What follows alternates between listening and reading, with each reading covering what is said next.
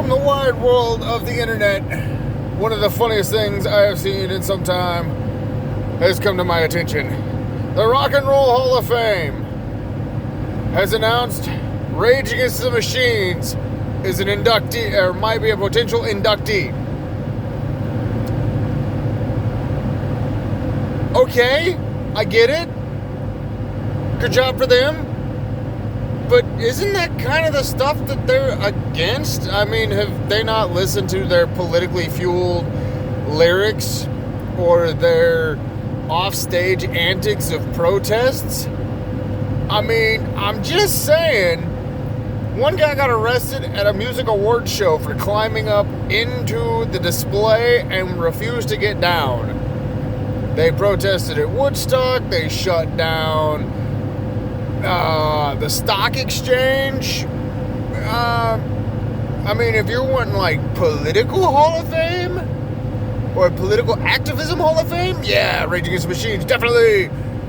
But Rock and Roll Hall of Fame, they got Iron Maiden on there again. And Iron Maiden, yes. Jay-Z,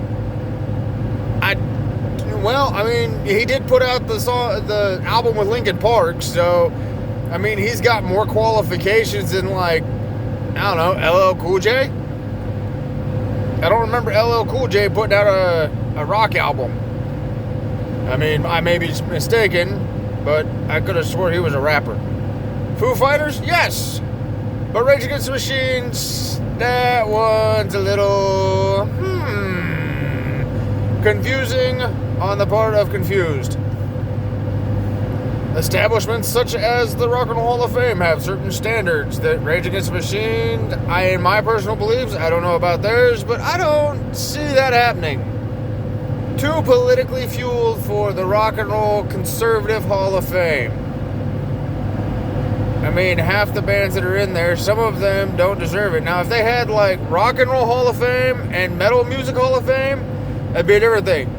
Induct Rage Against the Machines in there because Motley Crue, Black Sabbath, Kiss, you know, the list goes on. I mean, Rage Against the Machines probably has as much of a chance of getting in as Slayer does. But it is a crazy world we live in nowadays. Times are changing.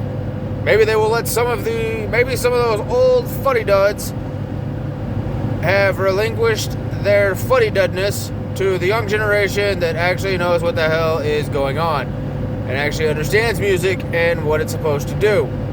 It's supposed to move you. You're supposed to feel something with it. You're supposed to get emotionally attached to it. I got plenty of songs that I'm emotionally attached to. I got plenty of songs that are just kick-ass that I like. I mean, who's next are going to induct in? Beyonce is now inducted into the Rock and Roll Hall of Fame. Destiny Child, Britney Spears, NSYNC.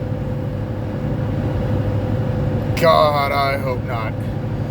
If it comes to that, I will burn all my... No, I'm not going to burn all my rock albums. I'm going to play them loud. I'm going to play them aggressively.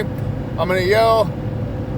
I mean, if they're saying 25 years since their first commercial album, I mean, I could have swore that, like, Tool put out one in the early 90s. That's more than 25 years. Slayer's like the 80s.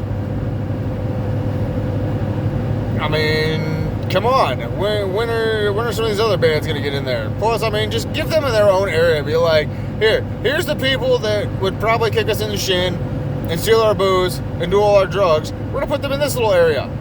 So, Black Sabbath and Motley Crue can have their own little area that nobody can mess with. I mean, dude, can you imagine Slipknot at a Rock and Roll Hall of Fame induction? That would be hilarious. Now, these 9 mass mutants are now part of the Rock and Roll Hall of Fame.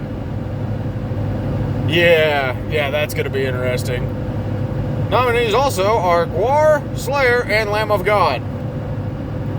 That would be immensely entertaining. That would probably be their best turnout for a rock and roll induction ever. So, best of luck to them being able to get into there. I salute them, and I will jam out to some Rage Against the Machines later. Bye-bye.